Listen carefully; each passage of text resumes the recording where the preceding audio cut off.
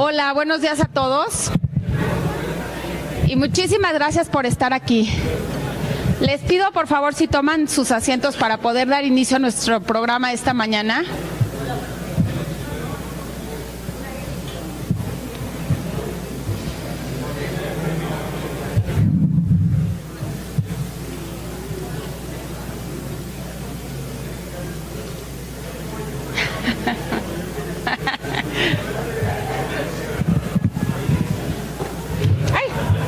Bien. Ya lo vi para la próxima. Después entonces, este es nuestro country head. Simplemente cuando ya termines ahí lo llamamos y él ya me va a llamar a mí. Yo voy a decir y exacto. So that's what we're doing, country head from Mexico. Perfecto. Voy a cambiar a inglés por cortesía con nuestro invitado. Good morning, everybody. My name is Mariana Campero, and I am the Executive Director of COMEXI, the Mexican Council on Foreign Relations. COMEXI is a nonpartisan independent organization dedicated to analyzing global trends and especially their impact in Mexico. And today we have the privilege of partnering for the first time with EDC to discuss this year's economic perspectives. Today's event will address both global and local perspectives and explain how the world's economic slowdown and mounting geopolitical tensions are affecting growth perspectives not only in Mexico but also around the world. And today it is an honor to welcome Peter Hall, Vice President and Chief Executive Economist of EDC. Peter, welcome and welcome to Mexico. Also, Mario Correa, Chief Economist of Scotiabank, and Ambassador Andrés Rozental, Founding President of COMEXI. Please.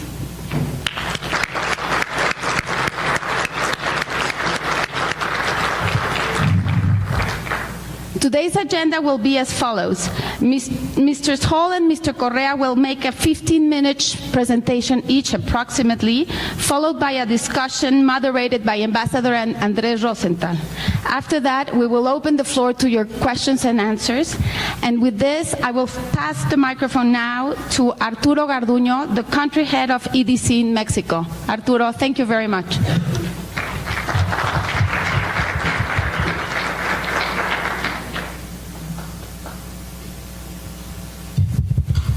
Thank you, Mariana, and thank you everyone for being here.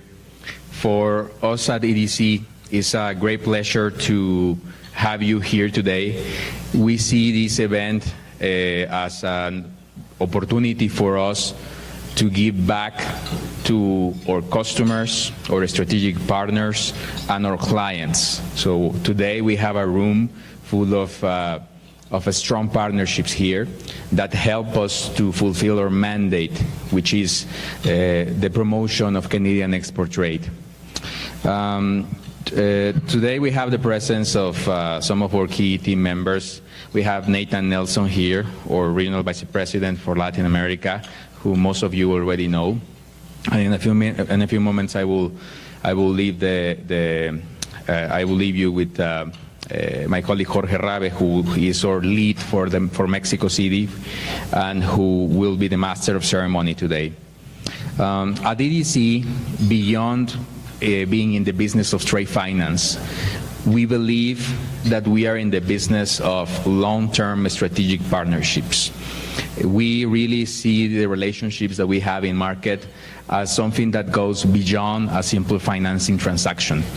We believe that we can add value not only on the financing side, but also on the commercial side by introducing technologies and capabilities that can help your companies to have an edge over your competition. And we do that in partnership with our strategic partners here from the Government of Canada and from private associations here.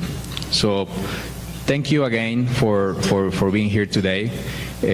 I'm going to leave you with my colleague Jorge, and I hope you enjoy a very insightful presentation from Peter, and look forward to continue collaborating with all of you. Thank you.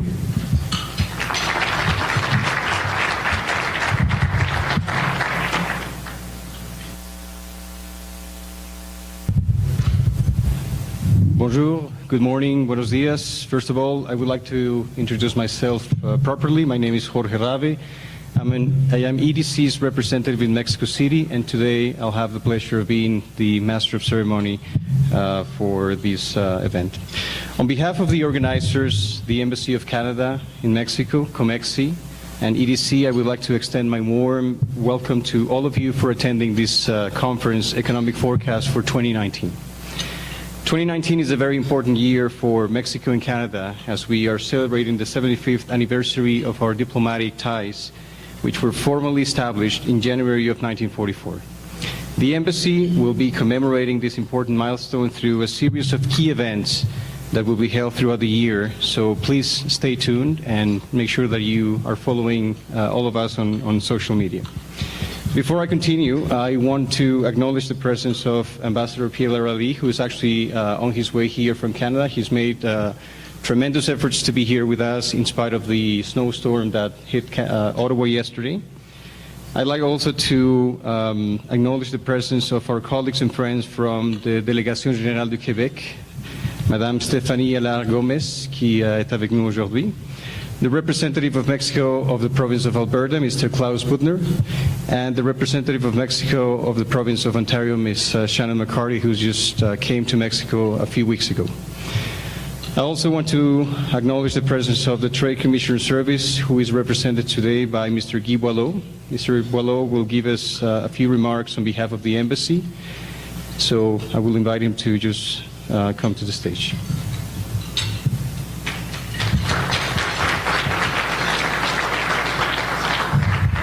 Gracias, Jorge. Y creo que el embajador va a llegar mientras estoy hablando. Buenos días, bonjour, good morning everyone. A nombre del Servicio de Promoción Comercial de Canadá, queremos agradecer a EDC y a COMEXI por la organización de este evento. Un reconocimiento muy especial al señor Peter Hall, Mario Correa, y obviamente un gran amigo de Canadá, Andrés Rozental, por tomarse el tiempo hoy, esta mañana, para hablarnos de un tema de mayor interés, el pronóstico para 2019. Primero, me gustaría extender nuestro más profundo pésame a las familias afectadas por la tragedia que ocurrió la semana pasada en el estado de Hidalgo. Nos solidarizamos con la pena que les embarga. We at the Embassy are starting 2019 with a very exciting and busy agenda, in large part, as Jorge mentioned, because this year marks the 75th anniversary of diplomatic ties between Canada and Mexico. In fact, if I recall correctly, my colleagues here from the embassy will correct me if I'm wrong, but next Tuesday, January 29th, is when 75 years ago, the two governments exchanged instruments formally establishing diplomatic ties. And so in that context, we're planning a series of events throughout 2019 to mark this special milestones, which includes, for example, a large trade mission in February of over 40 companies in the cultural industry space, looking at collaboration between Canada and Mexico. Y también somos muy orgullosos de que Canadá será el país de honor este año en el Festival de Cervantino en Guanajuato en octubre.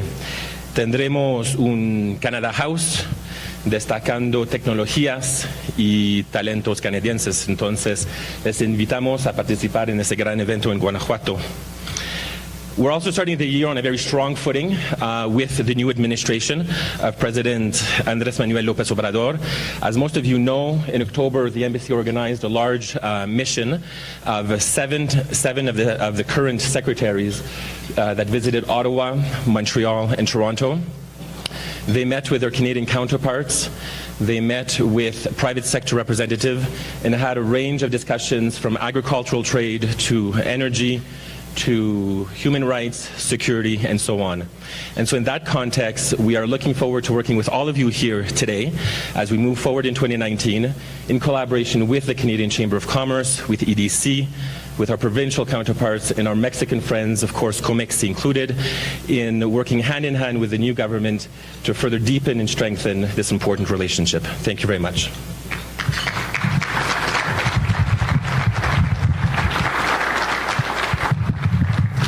Thank you very much, Guy.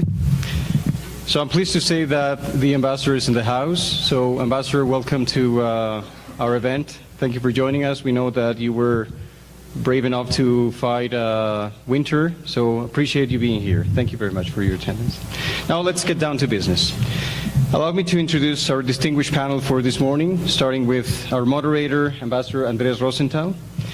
If you allow me, I'm just going to read a quick bio of our moderator and also our panelists. Ambassador Rozental was the founding president of COMEXI, the Mexican Council on Foreign Relations, and is currently a member ex officio of its governing body.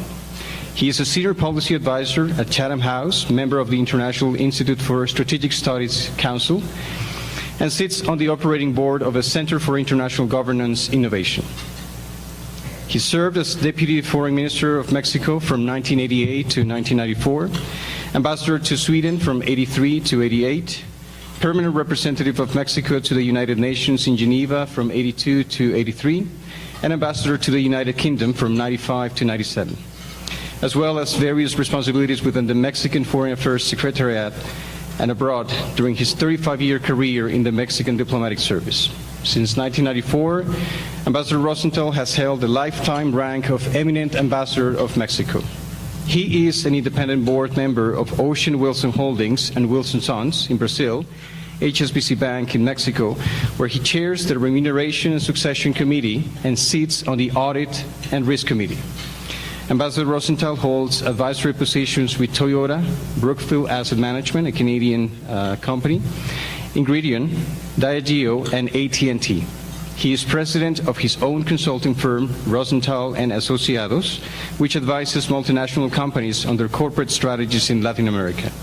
He is also the author of 4 books on Mexican foreign policy. Mr. Rozental obtained his professional degree in international relations from the Universidad de las Américas in Mexico and his master's in international economics from the University of Pennsylvania. Now, Mr. Mario Correa, who is one of our panelists today, as you know.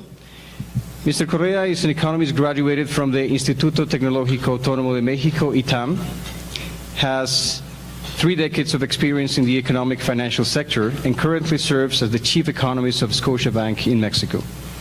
Mr. Correa stands out both in educational institutions and in the private sector, and for 30 years he has been dedicated to the analysis of the Mexican economy from different positions, such as those he held at the Ministry of Finance and Public Credit, at the Inverlat Brokers, as well as the Economic Research and Analysis Center of his alma mater.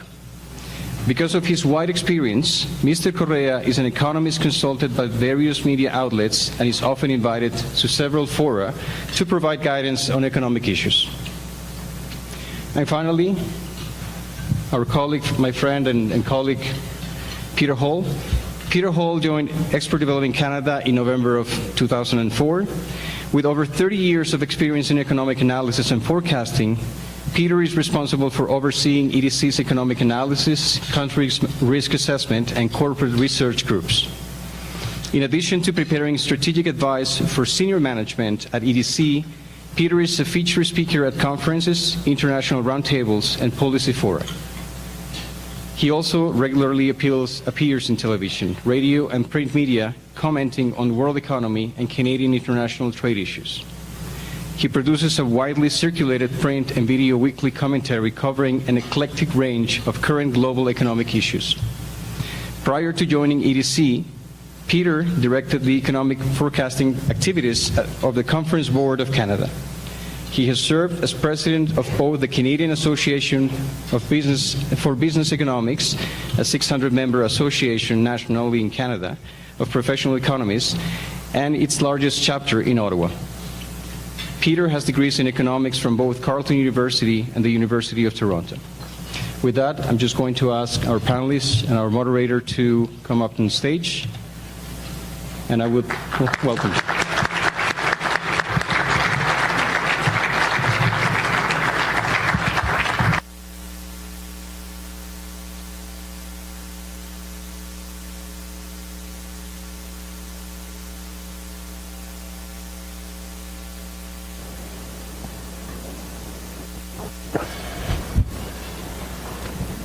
Morning. Buenos días. Bonjour. Buenos días, Peter. Buenos días. We're going to go straight into the presentations of our two panelists, and then we will have a discussion among the three of us, and then we'll open the floor to you. So, Peter? Thank you very much, Ambassador. I'm not one who can sit down and present, and I know that my contemporary here, Mr. Correa, does not like to sit down to present either. So with your permission, or without your permission, I'm going to stand up and speak. I've been given 15 minutes, so I've got to go really quickly here, and so that's more reason for standing up. It is a great honor for me to be here to represent my company, Export Development Canada, but also to present to you a very distinguished group of decision makers here in Mexico. This is my 10th successive year of coming down to make presentations here, and there's always been a very warm Mexican welcome here for me, so I thank you for those repeated welcomes to be here, and again for the invitation to be here. It's an honor to be able to share a stage with your Ambassador Rozental, who has become a friend over the years, but is a global ambassador for what it is that we are talking about today. And somebody who you here in Mexico I know are very proud of and should be very proud of. And it's also my honor to present with Mr. Correa as well, who is one of your own and a very skilled economist, and it's been a delight to present together with you, Mario, over these many years. So into the presentation. I'm going to have to launch into it very quickly, and I apologize if it is abrupt. We all know that we are living in a world that is very turbulent at the moment. It might feel very turbulent here in Mexico for you, but this is something that the rest of the world shares. So very quickly, I want to go through 3 risks that the world is facing right now that I believe are common risks that are here, but with different manifestations. So rushing right into this, I am going to cover 3 P's. First of all, populism and its effect on the world economy. Second of all, protectionism, which is a manifestation of populism. And thirdly, prices, or the whole movement of increase in interest rates. These 3 things are having a profound impact on our economy as we go forward. So I've entitled my presentation, A Matter of Confidence. That is instrumental to the outlook that I am presenting at the moment, because these massive risks that we are facing are challenging us in terms of the confidence that we have going forward and having a marked impact on the very current economy. So let's get into populism. We might say that populism has been around since the Great Recession. But what is alarming about populism is that in a broad sense around the world, it has accelerated since then. It wasn't just something that flashed up when the Great Recession occurred. It is increasing. And it is now becoming a significant enough part of the population that it is influencing elections. This is causing turbulence. Businesses now have less certainty about where policy is going forward, and therefore condition their investment decisions based on that. This is the European situation that we face. This is a manifestation or a characterization of the rise in U.S. populism. This is a series that we created at EDC from data that come from the U.S. Bureau of Labor Statistics. It measures the number of people in the economy who have been left behind by the latest cycle. I have a lot of cycles in there, and you can see that no cycle that we have seen in the last 30 years or so has displaced as many people. And when this happens, you get rising populism, and you get massive changes in the way people are voting and who it is that they actually appeal to or are appealed by in terms of incendiary economic and political statements. This is a massive change in the character of the U.S. voter. You here in México have your own manifestation of this, and it's revealed in election results that have taken standard traditional parties and overthrown them, and a new regime is here with many different worryings, let's say, at this point in time about how policy is going to be conducted going forward. I found this from Bridgewater Associates. It's a small-ish boutique firm in Cambridge, Massachusetts. I believe that's where they are.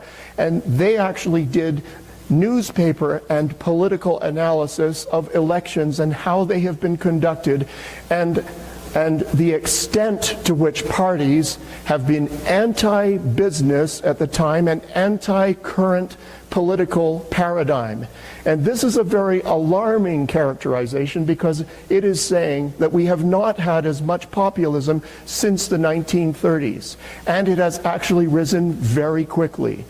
And it also corroborates that it has risen in the post-recession period of time, and as far as we can tell, it continues to rise.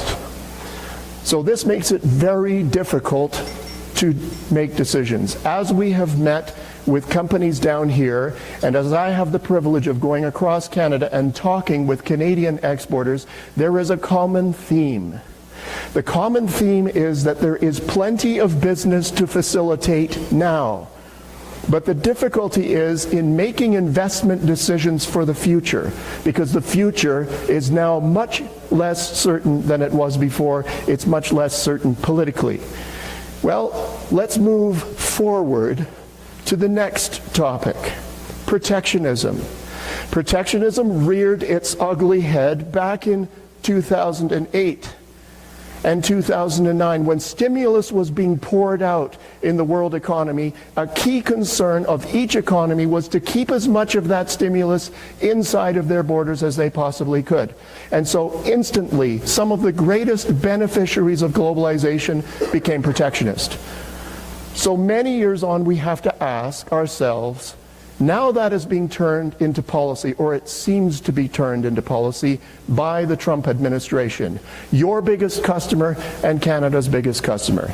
This is a big problem for us. How do we know how to go forward when the largest and most powerful economy in the world, which has been the greatest beneficiary of globalization, and indeed many of its firms have taught the rest of the world how to do globalization, if it's turning away from that, what can we say about things?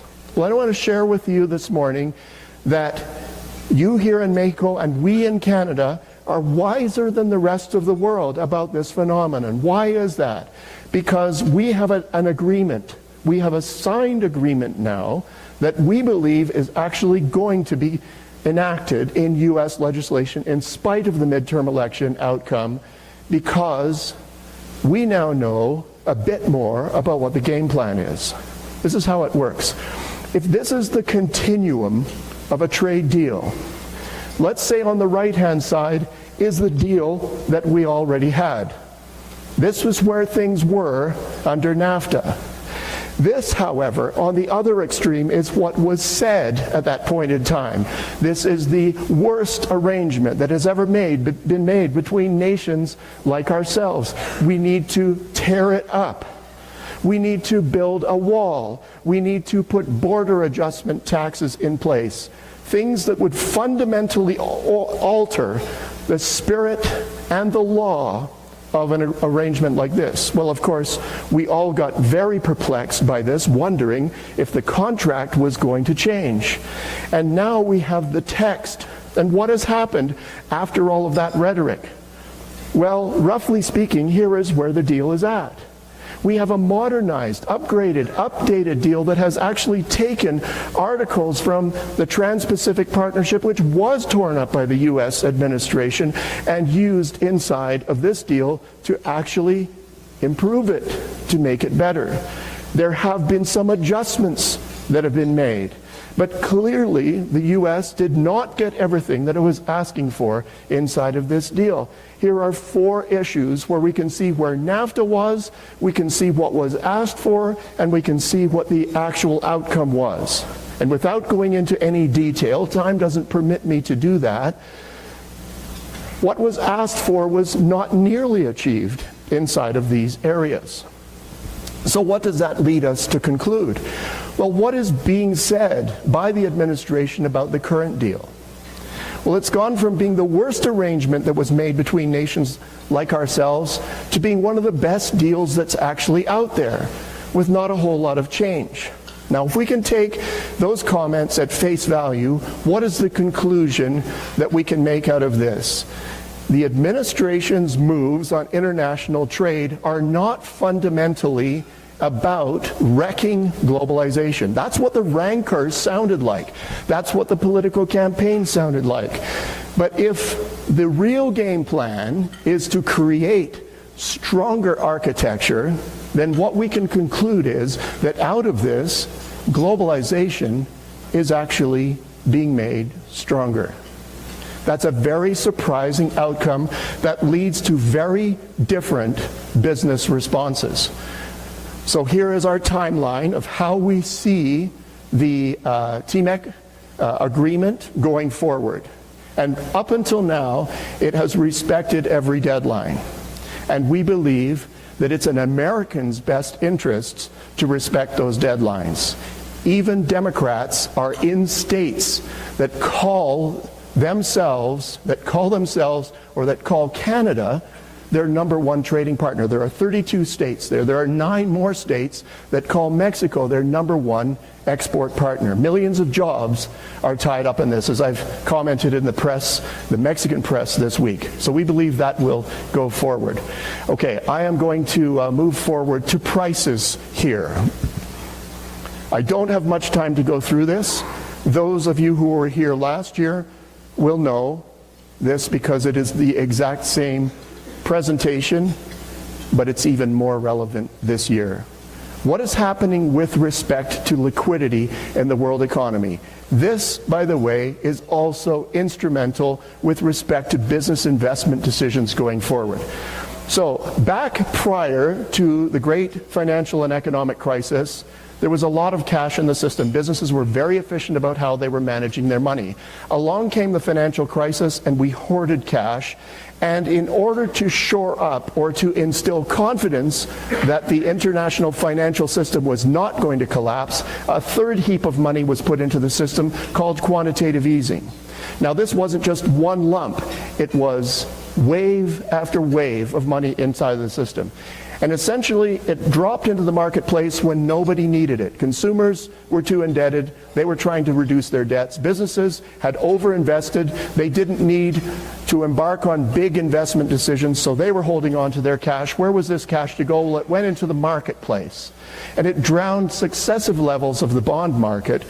And the only place that it could go for yield was to the periphery of the marketplace, to all of these different areas on the periphery of the marketplace. And we believe that essentially what has happened inside of all of these areas is that we have lived through years of distorted prices.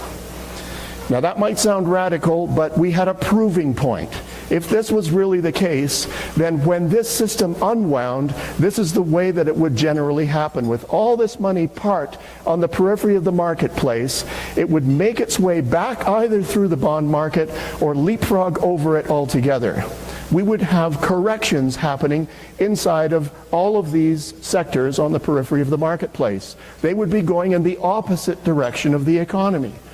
Because remember, it's growth in the economy that would cause a liquidity withdrawal. Well, what have we actually seen as we go forward? Okay. So we've already experienced a crash in commodity prices. Many were concerned about that crash in commodity prices. It began in mid-2014 and it was pretty much through by the beginning of 2016. And people thought, well, the world must be headed for recession. No, it was actually one of the greatest signs of growth. But commodity prices were, probably for the first time in history, going in the opposite direction. What else has happened? Well, we have had a currency and sovereign debt mini-crisis inside of emerging markets. Principally in Turkey, Argentina, South Africa, and specified nations that had not managed their indebtedness over this easy liquidity period in an appropriate way. We have also seen turbulence in the stock market. we are also experiencing turbulence in the corporate bond market. How do we make sense out of all of this? Many people are saying, well, look, we are headed for some kind of slowdown right now, and we have financial indicators that are leading indicators that are telling us that things are headed south. And there's a lot of fear out there. I flatly disagree with that as a view.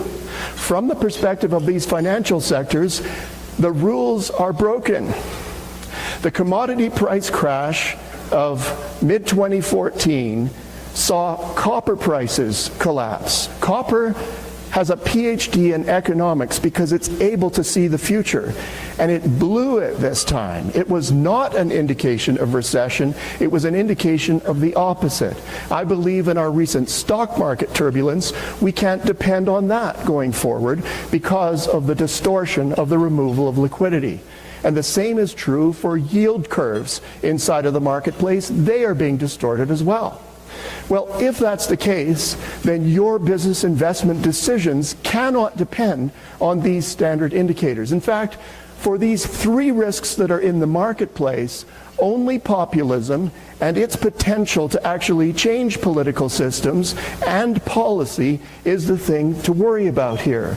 Protectionism, as far as we can see, isn't happening. It's a threat that's being used to get better deals. And I believe that the same is going to be true in the spat between China and the United States.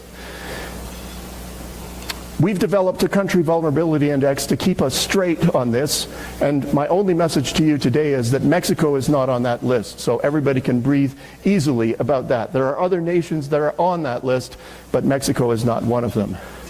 Now, it's not on the list, but you are dealing with financial distortions.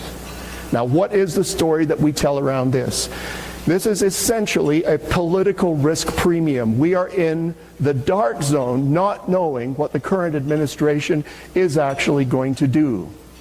I've already gone out into El Financiero and El Economista and said that where we actually see key elements of the Canadian business complex, I'll go to the auto sector, they are still quite confident that their positions here are going to be, for the most part, safeguarded, in spite of the announcements that have been made about large OEM activities in the way that has happened in the past.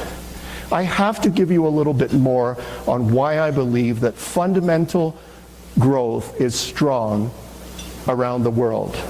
That's a key point to this presentation. There are risks out there, but there is also strong growth. I love to go to this group here. Purchasing managers inside of companies around the world have to get their forecasts right.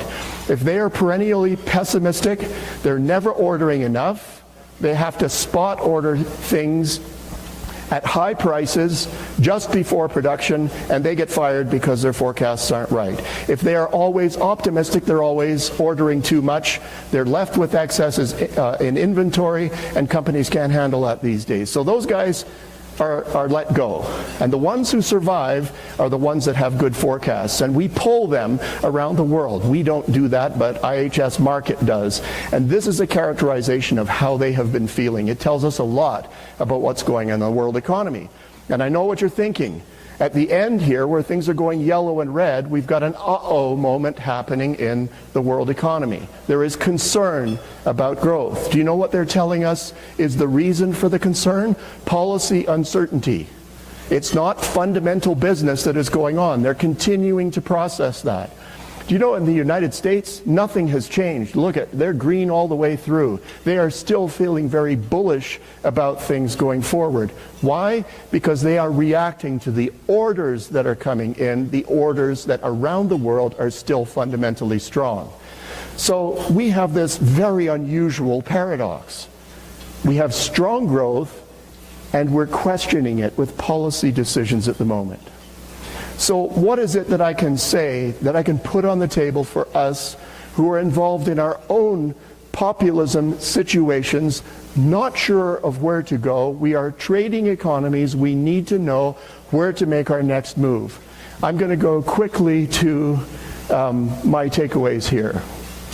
First piece of advice that we are giving to Canadian firms right across the country is go for the gap. What do I mean by that? Many people are being scared away by business at a time when growth is fundamentally strong, and we're encouraging them to take account of those risks, but to process business that others are running away from. Second of all, if there is an investment holdback right now, if we are correct and the trade difficulties around the world are going to be resolved in a way that strengthens globalization, that wave of money that companies are holding on to will wash across the world in a phenomenal way, and we want Canadian businesses to be prepared to take advantage of that wave of investment. And I share that with you today because we do highly integrated business with México, and I want you to know that that is how we are feeling about things. So two key pieces of advice there. Play inside of that gap and also surf that tsunami of investment that is coming our way. And finally, we have made official inside of Canada trade diversification. We now have a Minister of International Trade Diversification, and Canadian companies are diversifying. We're not the old Canadian companies that we used to be. We are waking up to the growth that is in markets like China and India and Mexico.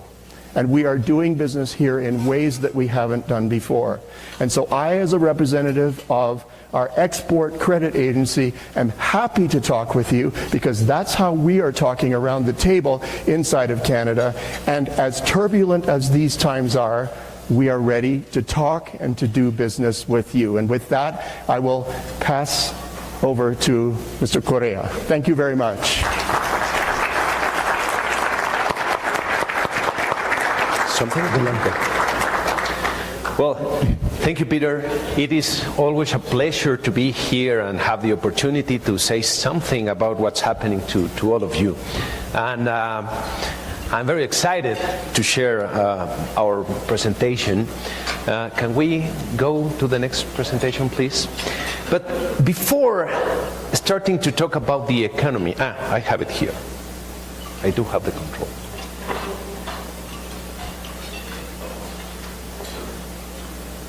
We are getting there. Be patient, please. No problem.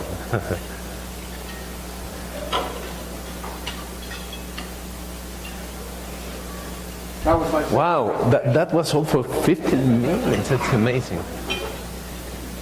Now, here we are. Well, before I start talking about economics, let me share with you a couple of stories to think about. Let me present you Giuseppe. Giuseppe is a 50-something-year-old guy from a little town in Italy called Santa Maria del Cielo. And one of his favorite things to do is, on Sundays, he go to a cafe in a plaza. He asks to Fabricio, his barist. He knows to prepare his favorite drink, which is a double espresso with some sugar in it. And then he devoted the morning to read Il Corriere dello Sport, to read about the calcio, soccer, and spend his day. That's his favorite thing to do. He doesn't like to talk about politics. He knows that something is happening far away in Syria that is not good for the world, but he's not caring about that. He just cares about football. But eventually, something happens in his life. Someday he arrives at this cafe, and instead of have Fabricio serving his coffee, he found Ahmed. Ahmed is a young guy. He just came from Syria, of some of these countries, and Giuseppe is surprised. What happened to Fabricio? He asked. And Ahmed, very politely, trying to speak a language that he is learning, he explained to Giuseppe, the owner of the cafe have to let Fabricio go because he couldn't afford Fabricio anymore. it was too expensive. And if that happens, he will need to increase the price of the coffee. And Giuseppe recalls a conversation with the owner, you know how the Italians like to discuss, about the price of coffee. And so the owner understands that it was not going to be well received if they increase the price of coffee. And when he take a second look, right there in his beloved plaza, there is a lot of people from other countries looking for an opportunity to get a job and trying to run out from something terrible happen in some other place in the world. There's a second story I'd like to share, and this is more local. This is Lupita. She is a manufacturing worker that is doing a very good job. He's learning how to operate this machinery. He has one son that she wants to put him in a good school, and he's doing okay. She's very happy at his job. But there's a problem. She works for a firm that produces straws, popotes. And other way in the world, in the other side of the world, there's this very young prime minister in some Nordic country that understands that we are hurting nature with these kinds of products. And she devised some campaign to end all these contaminations. And eventually, from one day to the other, people stop using these straws, these plastic straws. And Lupita doesn't know what is happening, but she is going to lose her job because that kind of thing will not be valuable for the society no longer. And let me make a couple of points from these stories of what's happening in the world. And I love this word, awareness. We need to have a lot of that, especially our young millennials that are getting into the world. It's good to have awareness because if you do not have that, then something could happen. And perhaps you could be at some kind of risk that you're not perceiving. And we need to get aware of what's happening globally, and we are in this event. We are trying to provide some thoughts so you can get aware of what is happening, not only here in Mexico but globally. And also, I guess it's very important to understand from these stories, we are heavily interdependent now in the world. We depend on each other. We should know that because what is happening in the other part of the world is going to affect us. And it's interesting because from a foreign policy point of view, we need to get engaged also in what is happening in other parts of the world. So, as I like to say, we have reached the point of global consequences. If you think of this, we have now a current population of 7.7 billion persons in the world. That means that it's no longer valid to say, I'm going to somewhere else and I'll be fine. We have reached the limit. And we have some decisions to make because if we do the wrong things, then the future looks quite scary. But if we find a way to cooperate internationally, then we could have a good future, and that is important to have in mind. Now, about Mexico, let me start by pointing out two very important things from the global, from the long-term perspective. The first one, we have a very positive outlook. These are the numbers from the IMF. The expected growth in the GDP in terms of international dollars in purchasing power parity. And we have left here out of the picture the biggest countries such as the US and China. But if you see this graph, that is the growth in US dollars that every one of these countries is going to experience, according to the IMF, in the next 5 years. Mexico is the fifth biggest or bigger growth generating country according to this perspective. And that means there is a huge opportunity there. If you take that number out, it is more than many of all the countries in the Pacific Alliance that are doing quite well. And so opportunity is there. This is the long-term trend.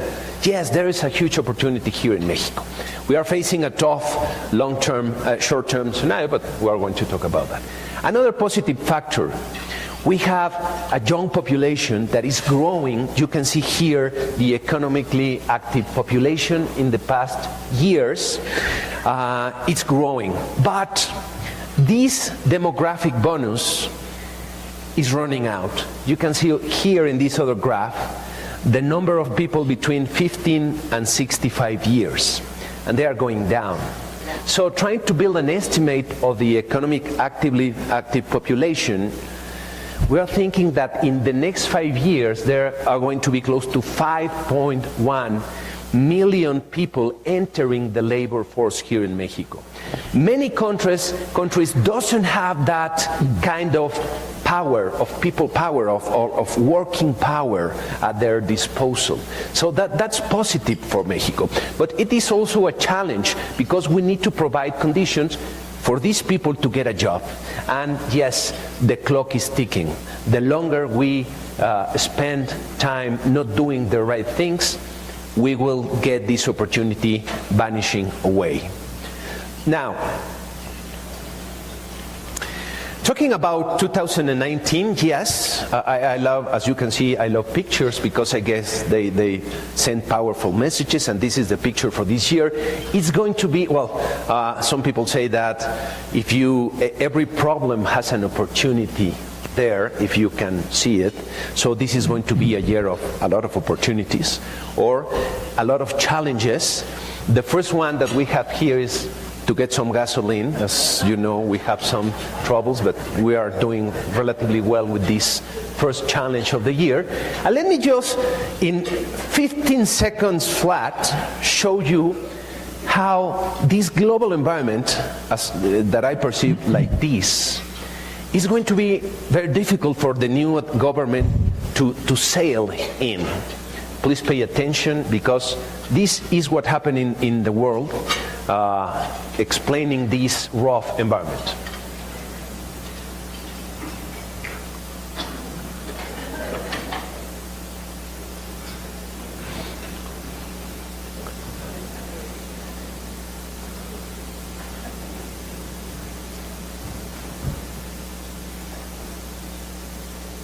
Okay? Do you have the clear picture? Don't worry, if your conscious mind didn't get it, your subconscious did. So it is a tough environment. And then we have a lot of things happening in the economy. I like to say that we have a lot of uncertainty right now in the economy globally and here in Mexico. Many things are changing, and especially there is no more just the economic trend that prevails. There is a lot of interference from the public policy. And this public policy is also under a lot of uncertainty because we don't have a clear picture of what is going to happen with these administrations in the world. Now, talking a little bit about the economy, you can see here in this graph the construction growth in Mexico, and you see a lot of up and downs. The latest number was not that good, and that is from November. And we are perceiving that construction in Mexico is slowing down. The main point here is that this huge amount of uncertainty make difficult for firms and for people to take decisions, especially for the long term, and that is not good for economic activity, especially such as construction. So we are observing this slowdown. Especially relevant is this slowdown in the job creation that you can see in this second graph. The green bars, they are the sum of the month of job creation, and we were doing quite well. But in this year, you can see there a clear slowdown in job creation, especially in the last month of the year. So we are starting to observing this slowdown also in job creation. The exchange rate. Perhaps many of you remember our forecast for the exchange rate. We were quite on the spot. Or perhaps you didn't, the forecast. Last year we were saying that in order to present a forecast for the exchange rate, you need to provide at some confidence level. and we provide a 90% probability confidence level for the exchange rate. And for next year, we are expecting, with a 90% confidence level, that the exchange rate will be between 16 and 28 pesos per dollar, okay? We have been right on the spot in the past. And as you can see in this graph, there has been a lot of volatility there. And we are expecting that we will continue to observe some volatility. These red, yellow, green, and blue lines are theoretical estimation of the real level of the exchange rate. The red one is supposed to be the equilibrium level. And what these lines tell us is that right now the exchange rate is very undervalued. It should be lower. But the exchange rate is a price, it's a very important price, and it is reflecting what's happening with all this uncertainty, especially abroad. Much of what is going to determine the exchange rate behavior in Mexico will be found abroad, not precisely within our borders. And we are seeing a lot of trouble there. That is why we are expecting that the peso will remain under some pressure. There are some issues to have in mind. From our point of view, it is very important to see what is going to happen with Pemex, especially with the rating agencies, now that many things are happening in the energy sector and especially in the oil sector. It's something to have an eye on. Now, the monetary policy that you can see here, the red line, is the interest rates, the overnight interest rate determined by Banco de Mexico, has been going up significantly. Perhaps you remember from the previous occasions we used to say that the period of time of the lowest interest rates in our history in the previous year has ended. And now the world is moving toward a more normal, usual monetary stance, monetary world. No? So interest rates are going up. You can see here also inflation is the blue line. We have had 2 very bad years of inflation. And inflation is very stubborn at this point in time. It is not descending as fast as we desire. And that is important for Banco de Mexico. In fact, we are expecting that Banco de Mexico will need to do one more increase in their interest rate. A good news, they renew the board of members, the board of Banco de Mexico, with 2 recent acquisitions. Yesterday were confirmed Mr. Jonathan Heath, which is a good friend and a very independent, let me tell you, economist. I think he will do great on Banco de Mexico's board. And Gerardo Esquivel, which is a well-known economist. He has been said to be very close to the president's team, and there are some issues there. In fact, the voting in Senate was divided for Esquivel. Well, now, I think this is one of the key concerns that many people had in their minds, and of course we are trying to figure out how to accommodate in the forecasts all what's happening with the new government. And do we perceive that it is a new government, but it is an old paradigm that we are trying to implement? We have seen from the speeches that the president seems to long the days of the 60s and the 70s, especially the 60s, when the country was growing at 6% and inflation was tamed, was controlled. But it was a very different country. And I wonder if there is a problem with the reading of this situation for Mexico. And what we have here, and let me put it this way, I love this cartoon because it explains a lot of these intentions. When you have a very big and obese government, perhaps trying to do something good for the economy and for the people, trying to build bridges. This is a natural river, it's not the oil, the gasoline trench.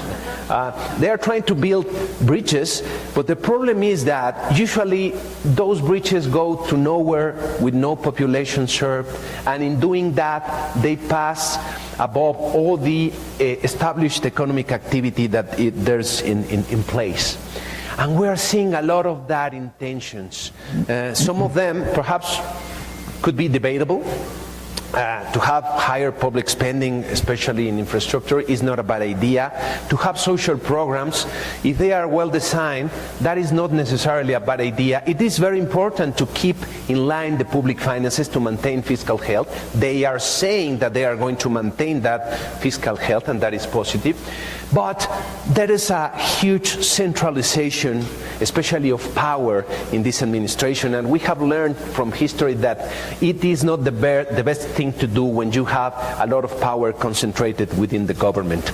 There have been some opacity in certain things, and that should be also some of a piece of concern. And what I'm most concerned about is the price interference that this government is apparently trying to do. Prices are very important because prices, as Peter was mentioning that point in the global context, prices are the things, the variable that let us humans cooperate to get an agreement. And if we interfere in those prices, then something happens in the economy, usually something not good. And we see a lot of that. For instance, this decision to limit the wages of public servants is producing a loss of human capital in the government. People that learn their trade, and they are now getting out of the government. Things like minimum wage increases, that could sound nice for many people, but usually produce very bad outcomes, a lot of distortions in the economy. Trying to control certain prices, guarantee prices, or for instance, perhaps it's very popular to say that they are going to limit the commissions that bank charges to the people, but that once again is trying to limit prices, and that prevents the economy from functioning well. So that is part of the concerns. There have been some controversial decisions. I find it quite hard to understand the financial or economic logic of the decision of canceling the airport, but what we are seeing is that there was an immediate response in the interest rates of the government. Now they are paying more to finance their projects, and that tells you that the decision was not well taken by financial markets. And there's also another things that is going to have a fiscal impact. Perceived risks for Mexico has increased after this decision. Interest rates are going up, and as a result of this, a lot of uncertainty has been placed in the economy, and we're expecting that investment is going to suffer because of this, and also that consumers are going to be more cautious in this environment after this decision. There is also this issue of the supply problems of gasolines within the country. It has not been solved. There are now many states that are facing these problems. And perhaps you didn't see, but they are deploying a lot of soldiers within the different Pemex facilities. And we should think that these changes that they want to make within the structure of Pemex, or with the way these markets work, or the country used to work, is producing a lot of noise. And well, they need to be quite aware of that, and they are trying to prevent anything bad from happening. But then we have this idea, which I really don't understand. Instead of transporting the gas and the oil and gasoline by these ducts, which is cheaper, they are now buying these auto tankers to do this, no? And that is going to have an impact. We should not forget that it is not the cost of these tankers that they are paying right now.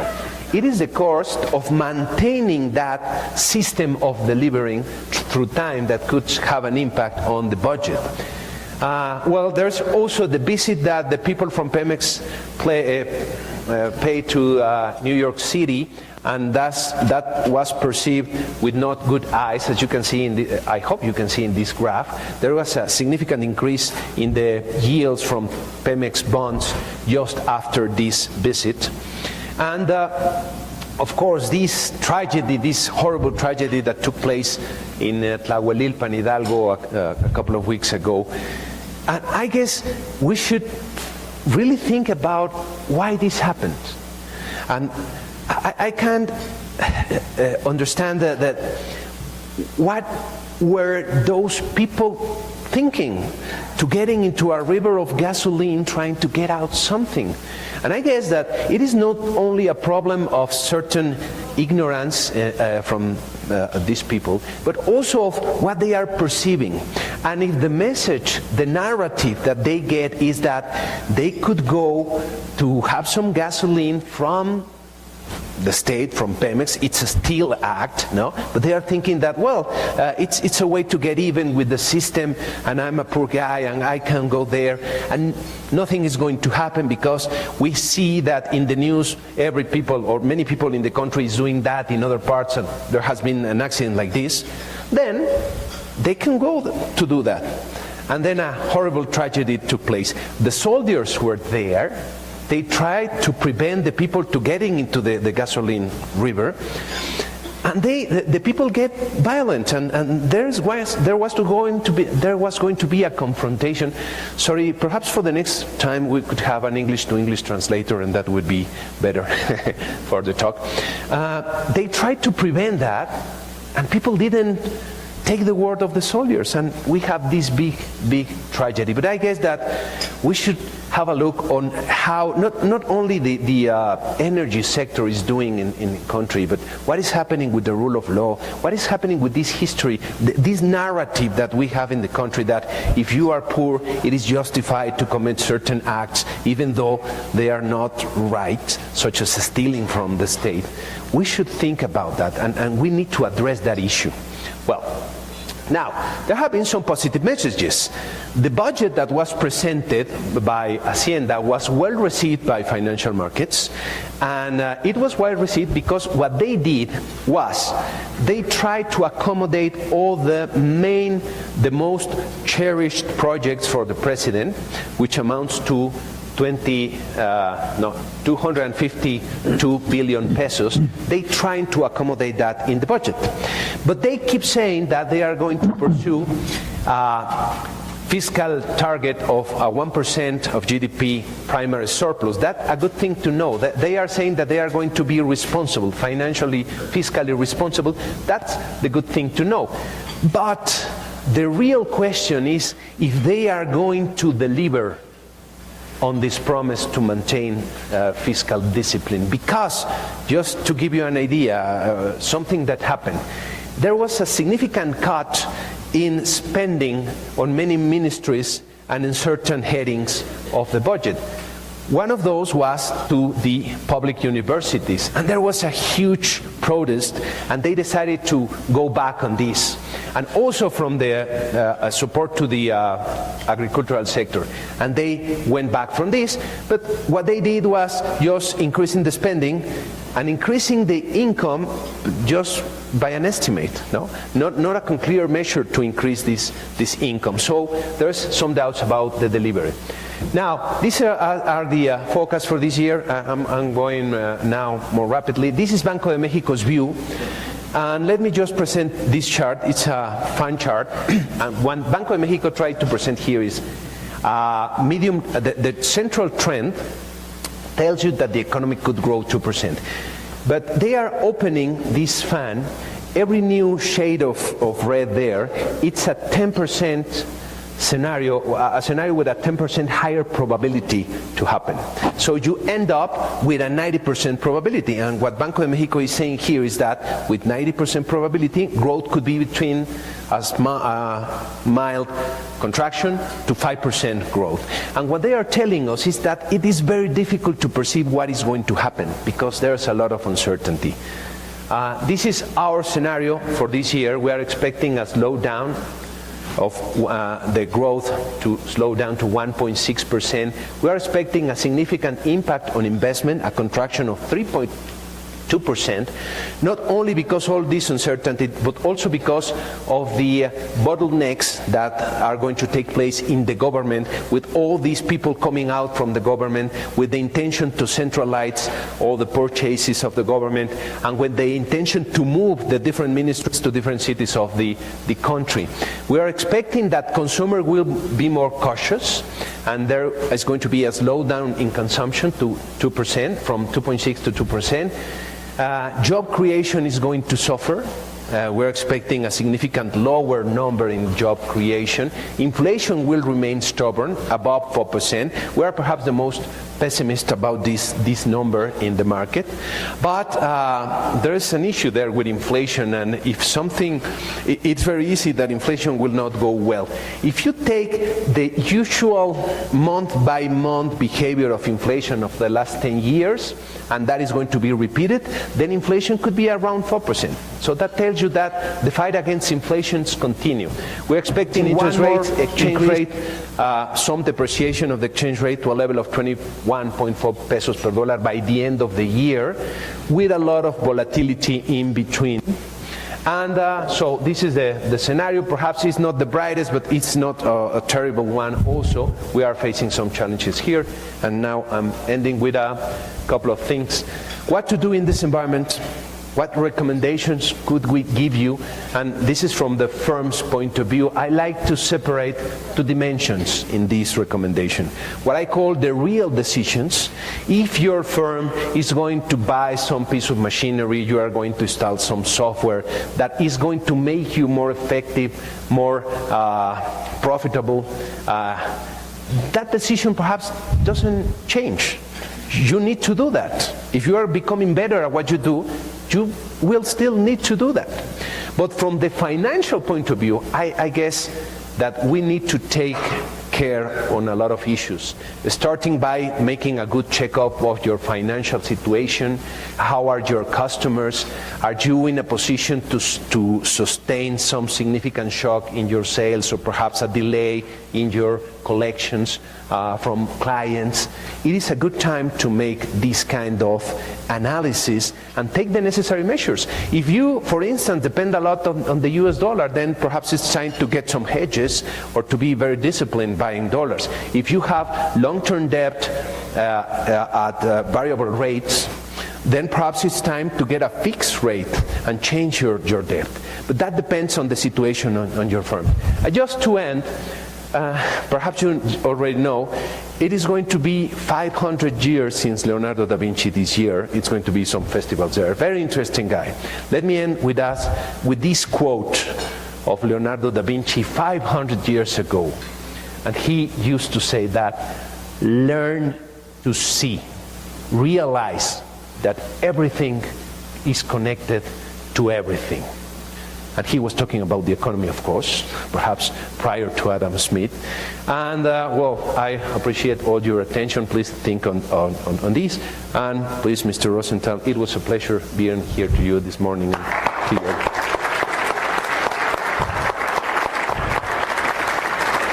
Okay, well, thank you to both Peter and Mario. I think there are perhaps some contrasts between the presentations. I at least detected, I wasn't able to see any of the presentations, by the way, so I just will go on what I heard. Some discrepancy, perhaps. Peter, more optimistic, more ready to take advantage of opportunities, not only globally, but also in terms of Mexico.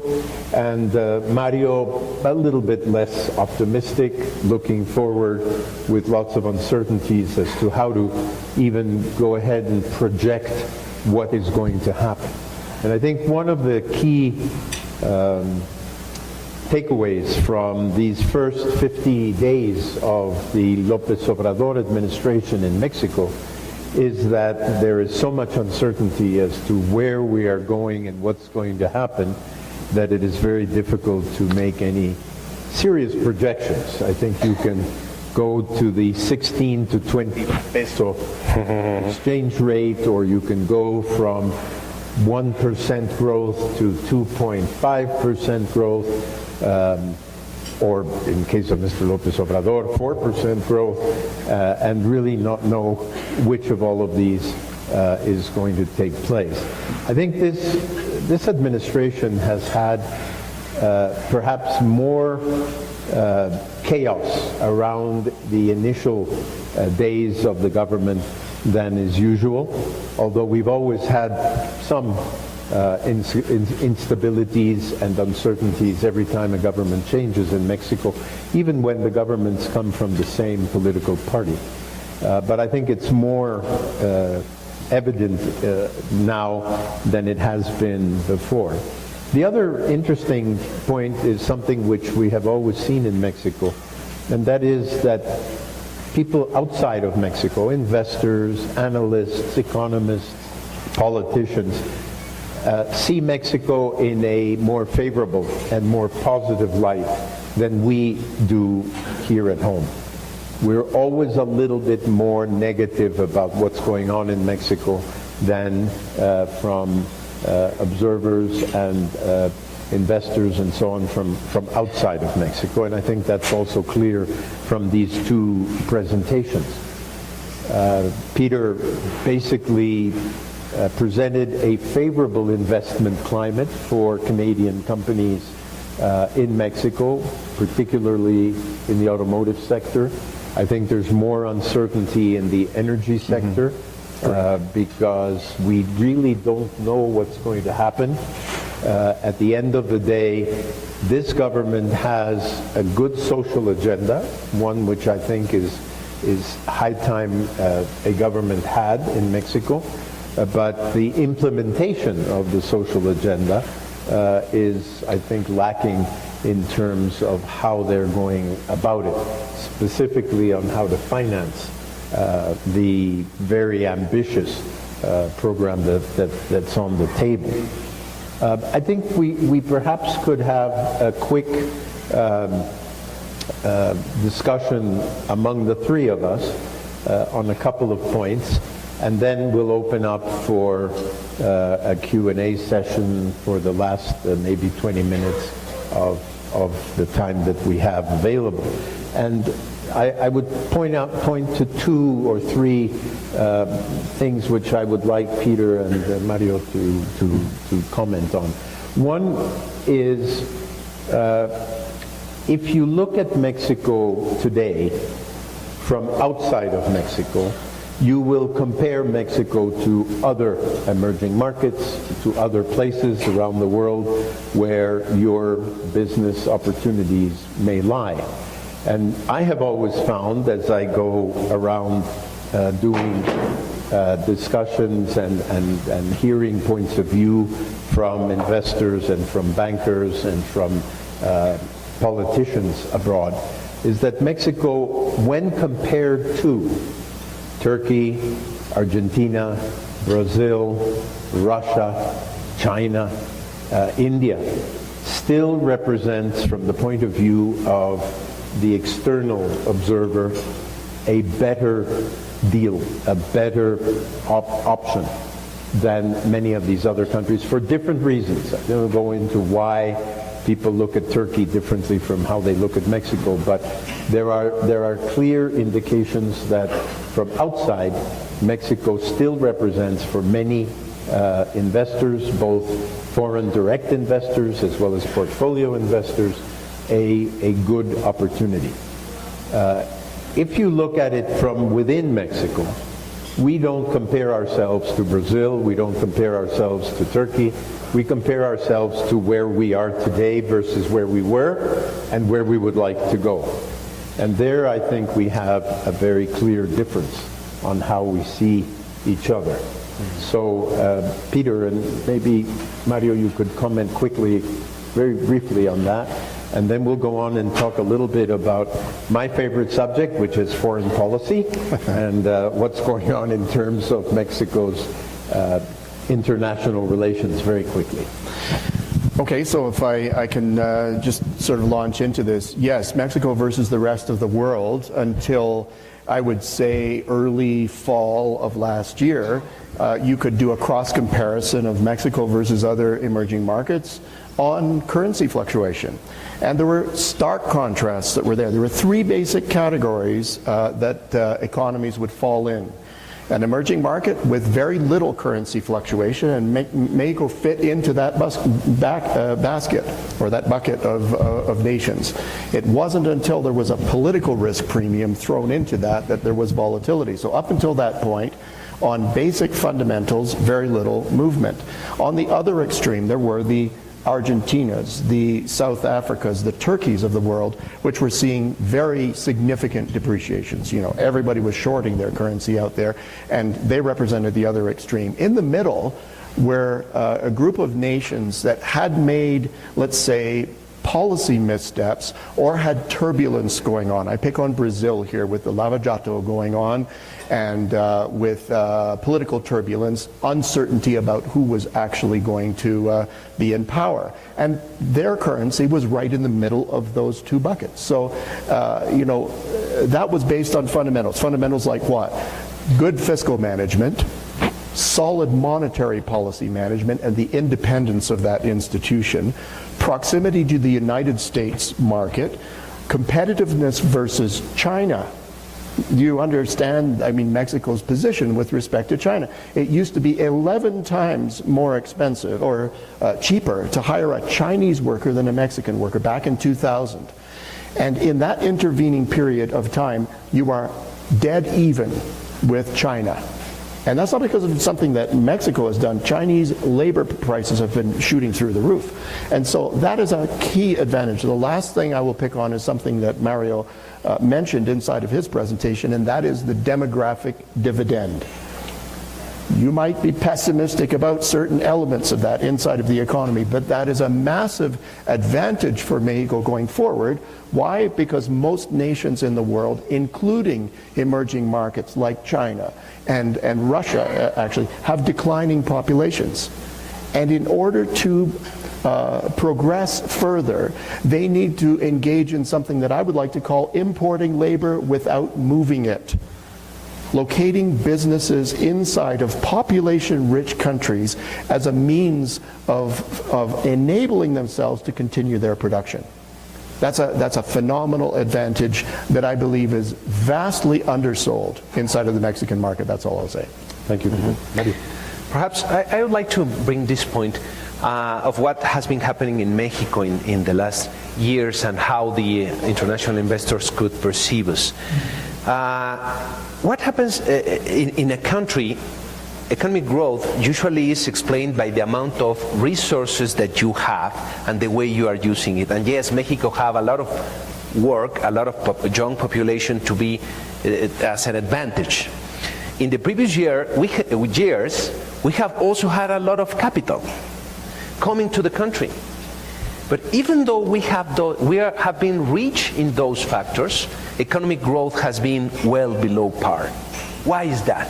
People say it has something to do with productivity, and productivity, I guess, is very poorly understood. And let me put it this way.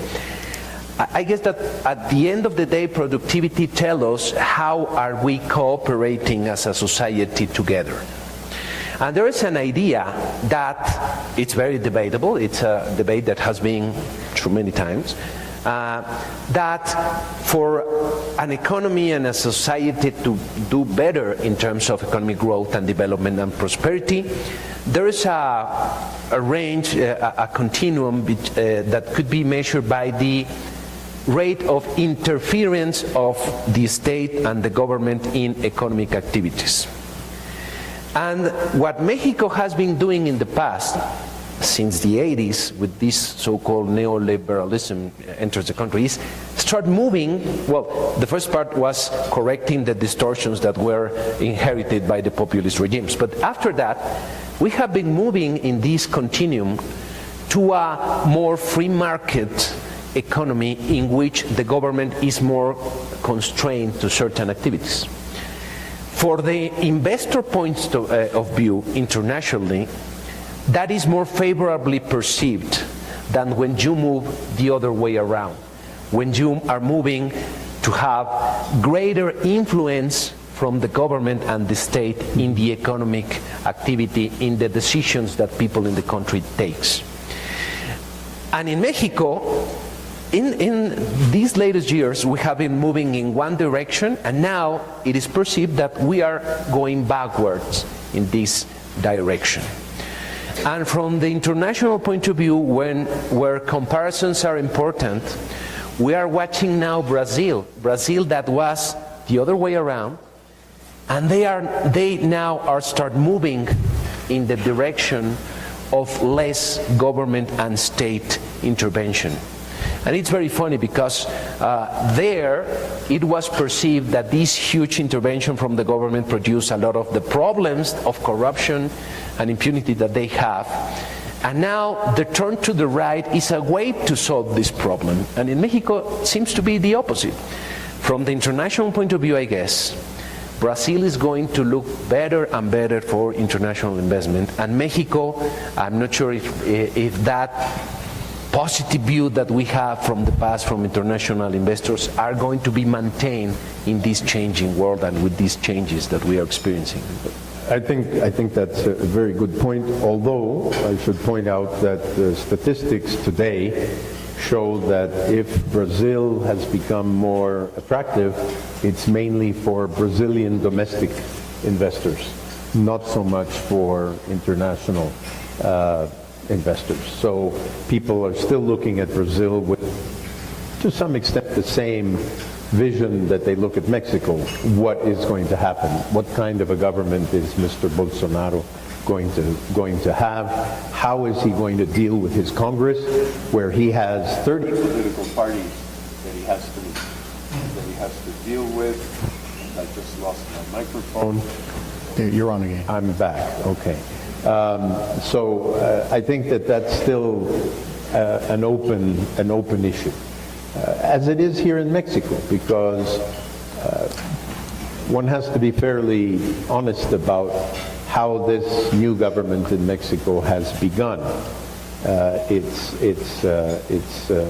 time in office. It has begun contradictions. You hear government ministers saying one thing one day, saying a different thing a day later, being contradicted by the president, and some of them contradicting the president himself in these press conferences that take place every day, which is very much a populist way of dealing with the public. Between social media and this daily 1 hour plus, I can't even call it a press conference, it's more a campaign way of talking to the people.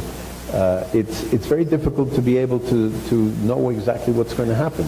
We're talking about the energy reform a little while ago at the breakfast, and you know, yes, it's clear that this government doesn't like the energy reform that was passed in the last administration, the constitutional reform. They are not going to go back on it, at least so they say, but at the same time they're not going to move forward on it either, at least not in the short term. Yet the contradiction and the paradigm is that it is one of the clearest sources of fresh financial resources for the social agenda that the government wants. So if they don't go ahead with the energy reform, and if they don't go ahead with bringing in capital for that sector, then it's going to be very difficult to find where they're going to be able to fund all of the social agenda that they have. So these contradictions are very clear. Before we open it up for Q&A, 2 words about Mexico's foreign policy in these first 50 days of the administration. You've all read and seen what has been said about this back to the future way of looking at foreign policy on the basis of a set of principles embodied in the Constitution in Article 89, where we talk about non-interference in the internal affairs of other countries and self-determination and so on, and this government's decision to walk back from the rather constructive way it was dealing with these issues in previous governments, not just in the previous administration. You have, at this point today, a very clear division between the majority of Latin American countries vis-a-vis Venezuela and Nicaragua, with Mexico exactly on the opposite side of the spectrum, saying that we will not take a position which, by the way, is not true, because we have taken a position by continuing to recognize the Maduro government, for example. We took a position. So to say that we're neutral and that we will not say anything about anything is a fallacy within this new foreign policy position. I find it regrettable that Mexico has taken that position. I think that we should be on the side of the countries like Canada, the US, the Lima Group, the European Union, instead of being on the side of Cuba, Nicaragua, Bolivia, and China for other reasons. But it's one of the things that I think is going to be seen also from outside Mexico as a negative in terms of our position on the global stage, where we had, I think, constructed for Mexico a role, an important role in terms of where Mexico stood on the global scene. And within COMEXI, we will be analyzing this in the coming weeks and months, because we really feel that there is perhaps a real retrocession in terms of how Mexico has decided to look at its foreign policy. Which brings me to the last question I want to ask Peter, and that is, there are lots of people who write today, especially because of this change in Mexico's foreign policy, that we're on the road to being Venezuela, and that at the end of the day, the populism, the way in which the government is acting, the authoritarianism, the fact that laws are changed to accommodate decisions taken politically, looks a bit like what Chavez started back in the days when he became the leader of Venezuela. How do you see this? Well, do you have any hard questions? Well, that's a key issue. I actually raised the same issue with my team in Ottawa. You know, when we were contemplating a possible change in government here, we were looking at opinion polls, we were tracking them.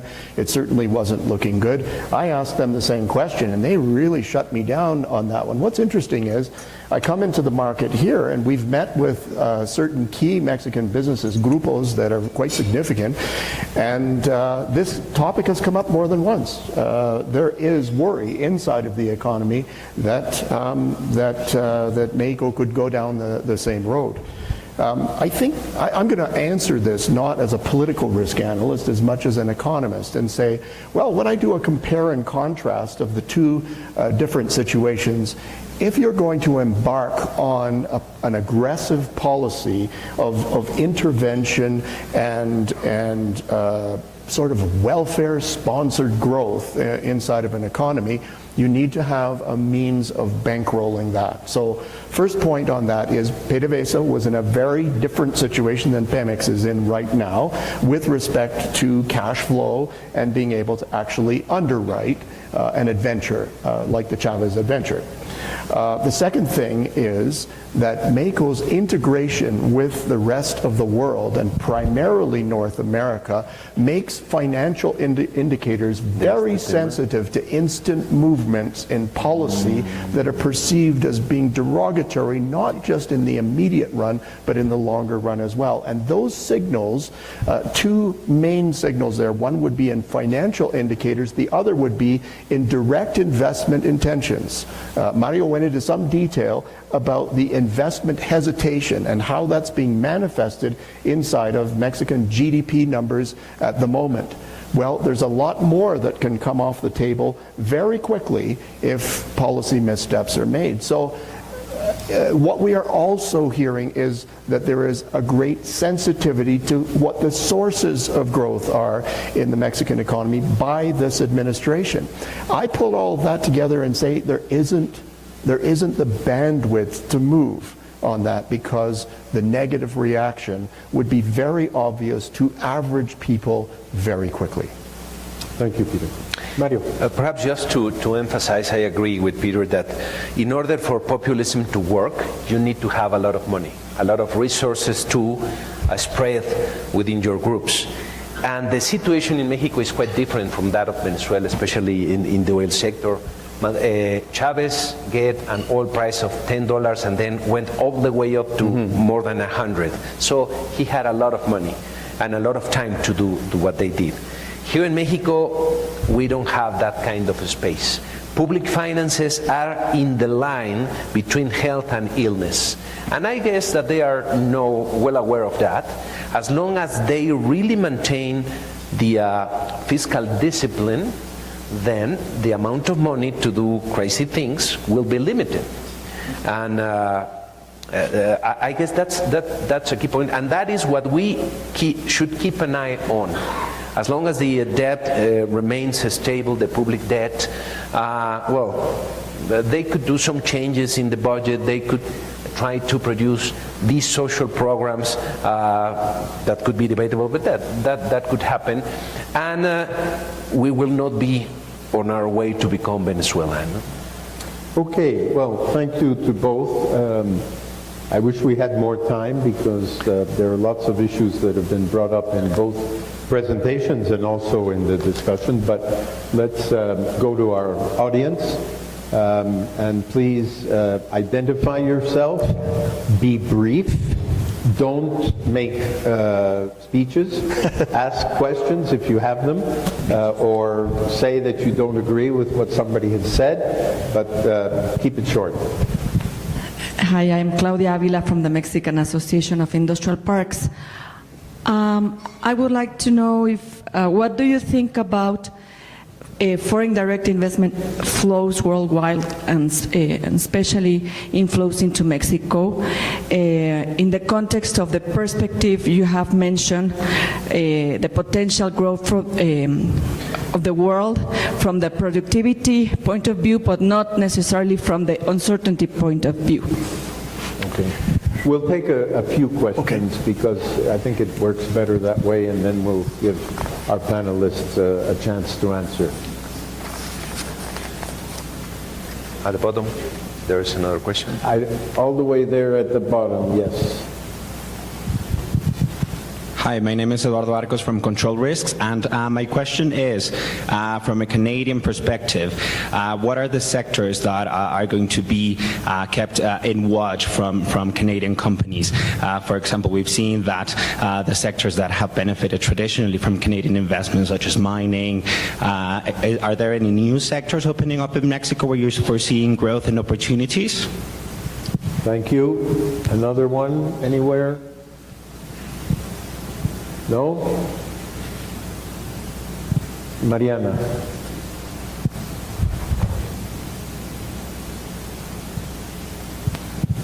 Hello, this is a question for Peter. Peter, how do you see the recent sort of trade negotiations between the United States and China sort of finalizing, or are they, sort of going to get to an agreement supposedly on March 1st? And if so, what is really sort of the issues going forward? You said, that this is sort of the protectionist measures that, we're seeing are really sort of, the bottom of that is sort of much stronger and much deeper, no? How do you see sort of that fight finishing, or, are we going to see something in this year? Thank you. We'll go in inverse order now, and then we'll take a second round. So, Mario, would you like to comment on yes, the just three? To address the Claudia question, and what we have in our forecast, we've reached foreign direct investment in Mexico at levels close to $30 billion a year. For this year, we are expecting close to 20. We are expecting an impact from what's happening not only in Mexico but globally to affect this investment. That's what we're expecting for this year. And next year, there could be a little growth of $2 or $3 billion more, depending on what's happening. But we are expecting a significant drop in foreign direct investment for this year. Peter? So what I would go to is the ProMexico numbers themselves, where on the announcement of dissolution, they spoke about first quarter numbers of foreign direct investment coming in, which indicates to me that in an investment nervous world, Mexico has been able to do extremely well in attracting this in. And so their number, by their calculation, 9.4 billion first semester of the economy. That's phenomenal, because if that's continued for the rest of the year, annualize that number, and you're somewhere between $35 and $40 billion, which would be a landmark investment year. The second thing I would say to that is that there have been commitments made in the past that are still being spent. And so the momentum of that investment, they're already in deep. They have to continue with those investments, and so the momentum effect of that will create the very real impression that things are still continuing status quo inside of the economy. So I appeal to both of those things and say Mexico has been a preferred zone, and there are still indications that that has continued into this year. Any comments on the other two questions that were asked?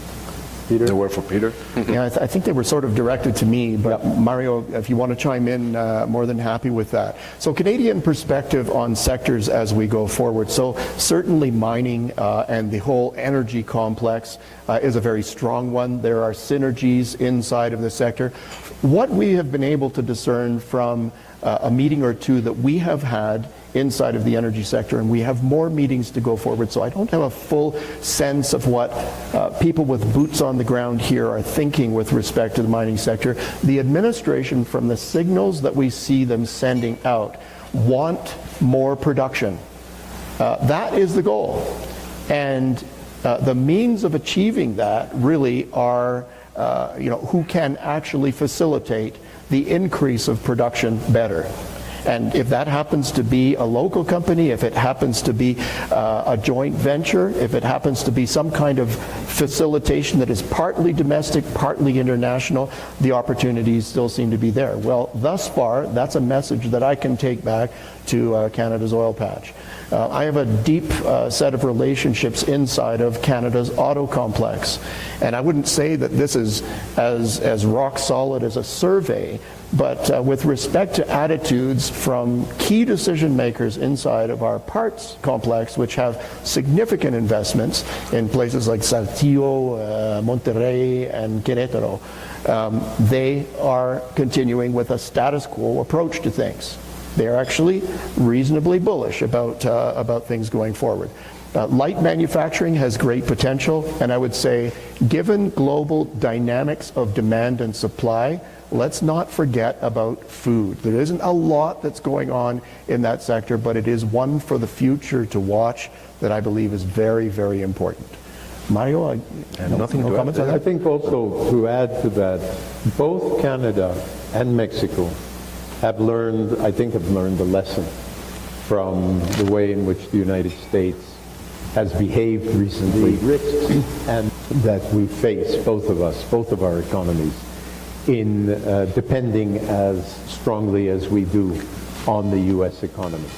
And the word diversification, not only because there's now a cabinet member of the Canadian government that deals with diversification, but because I think also in Mexico, the private sector particularly is looking at a more diversified presence in terms of where they do business. And in the food and grain area, I think there are new opportunities eventually for Mexico and Canada to work more closely together. The other side of the coin, of course, is that Ambassador Alary has now lost one of, or will be soon losing, one of Canada's principal investors in Mexico because of the Goldcorp Newmont merger or buyout. So I think it's a very dynamic situation to have things changing all the time. Right. Let's see, we have another round of questions. There's one over there. There was the China question. Oh, I'm sorry, the China question, right. Right. So with respect to the U.S. and China, it's an excellent question right now. I'm being asked at every occasion that I speak in Canada right now, what are you forecasting for this? Incidentally, in November, we were doing a roundtable in Montreal, and two separate companies there pointed their finger at me and said, tell me when a deal is going to be done, because I am underwater in my Canadian operations inside of China that are shipping to the United States. And so it never gets worse for an economist than that. It's like, you know, you tell me what to do, I'm going to act based on that. And so the beads of sweat were forming on my brow at that point in time.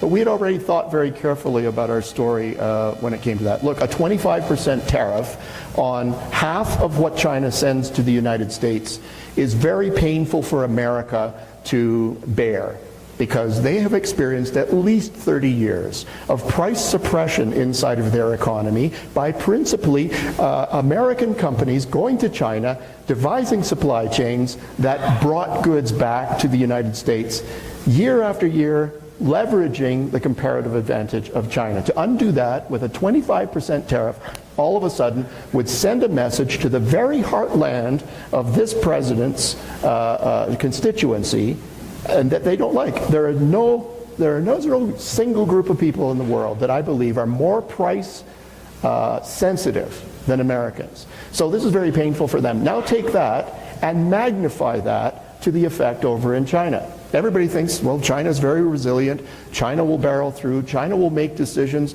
and diversify and choose somebody else to actually do business with. I'm sorry, but there is not a place on the planet that can fill the void that is left by the business that would be lost inside of a tariff rising. And this is a particularly vulnerable moment for China. So you have two parties sitting around the table with a lot to lose if a 25% tariff actually goes into place. And in November, prior to the decision being made, I speculated to Canadian businesses that there was going to be a delay in the imposition of the January 1st tariff, and that's exactly what happened. They got the 90-day window, and when you see how quickly both parties have come around the table to do a negotiation, that's not normal for China. China will take its time. China will make a China-ready decision in its own time after it's considered all of the implications, and they won't be pushed around. And mark my words, what is happening right now is very quick, and I told that Montreal crowd, I believe that, and I know this is taking a great risk, but I believe that because of the economic logic behind all of this, that the United States and China will have a deal before a year is out. So this is happening very quickly because the stakes are very high. The higher the stakes, the quicker they have to be resolved. So the Buenos Aires agreement between Xi Jinping and Donald Trump was very real and was very intentional. I believe that it is going to yield results. It's a fantastic question. Thanks for giving me the opportunity to address it. If we had more time, we could talk about Canadian-Chinese relationships, but we won't. How convenient. Just, did you mention what year was in your comment? By the end of what year they are going to have this year? No, you always say I'm a just year, joking. but you never say which year as an economist. Okay. No. So sorry to cover your No, fault. I was very clear, 2019. Yes. So you have Just- two economists in the room and three opinions. Yes, of course. And do you know the routine of good cop, bad cop? You have now one great economy and one not so optimistic economy doing on the stage. Just a thing to have in mind about these China-U.S. relationships. The way, and has to do with politics, and the way how people think in China, it's very different from the way that certain people think in the U.S. Now you have this president that wants to have his way with the Chinese. But this president is going to be out in 2 years or 6 years tops. But Premier Xi could be for life in China. I guess there's a different perception on how to handle these kind of things between the two countries, and that could take a part in these negotiations. Okay, but if something was going to happen that would disrupt Chinese growth, Yes. one thing that the regime, as solid as the politics might be in the regime, one thing that is very clear is that China cannot suffer a recession. That's why they bankrolled themselves through the Great Recession in the world. I mean, their trade to GDP ratio back in 2008 was 70%. That was the degree of exposure they had to the rest of the world. We had a collapse in global trade. Canada lost a quarter of our trade overnight. at that point in time. As a trading nation, why did Chinese GDP go through that so smoothly? It's not because they're faking their numbers. You can't fake that much GDP. So they filled the void with stimulus, and they've been doing that stimulus ever since. And so, And they're still doing it. if they committed that much to keeping themselves out of recession, and there is a possibility that this could be a policy-induced Chinese recession because of the loss of a significant amount of trade, then they're going to act quickly. Because one thing that is clear about China is that take your eyes off the economy and empires fall. And they know their history very well when it comes to that. And when they fall very quickly. I agree. Good. Unfortunately, we're out of time for the Q&A session, but let me take advantage to thank Peter, good friend. We've worked together a couple of times in the past, and Mario also.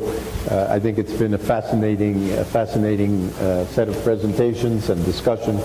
As I say, I wish we had more time, but thank you, and please join me in a round of applause to our panelists. Thank you very much. Thank you. And I'll now turn the floor over to Jorge Rabe to wind us up with a few words before we let you all go to your respective investment decisions. Thank you, Ambassador, and thank you, Peter and Mario, again. Thank you for allowing us to be part of this great conversation. It's unfortunate that we don't have time because we were just getting started, and I could see Peter just going into debate mode. But it was great to have everyone here. A couple of things before we conclude, and as the Ambassador Rozental said, we'll let you just go on with your days. You all are busy, very busy people, and we appreciate that you were here with us today. So. I just want to say that this is what EDC and this is what Canada is about. Many of you have not been with us in this presentation. This is honestly my first time here. I arrived from Canada about 6 months ago, and been very pleased to be now the Canadian representative here for a few months. I want to say that EDC is committed to being a strategic partner through our financing products, our insurance products, and also through our knowledge business and our knowledge products. And this is a testament of what we are trying to do, not only in Mexico, but in other parts of the world, over 200 markets that we cover from Canada. Having the representatives of the Trade Commissioner Service, the Embassy, of course, and I want to thank the Ambassador and his team for partnering with us, and the same thing for COMEXI for a great event. But having the representatives of Quebec, Ontario, Alberta is just a way to show you that we are Team Canada and that we are committed to making the relationship between Mexico and Canada even greater than it has been throughout the years. So I want to thank again, and I want to, if you can join me in a round of applause for the Embassy and for COMEXI as well for partnering with EDC.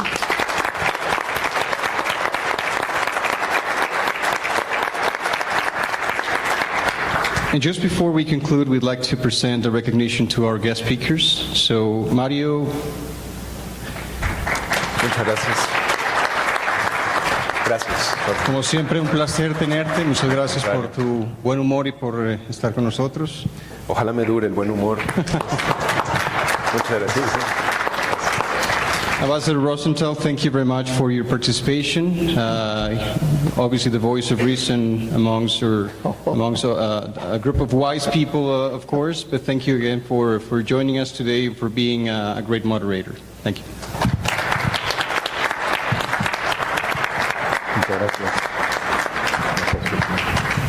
And finally, last but not least, this is, of course, a very special recognition to Peter Hall, who has been a great partner for us to making the EDC brand more important in Mexico. We want to highlight the 10th anniversary of your annual visits to Mexico. We know of your commitment to our market, our team, and obviously to helping our Canadian exporters know more about some of the risks and especially the opportunities that this market has to offer. So thank you for contributing to the expansion of our presence here.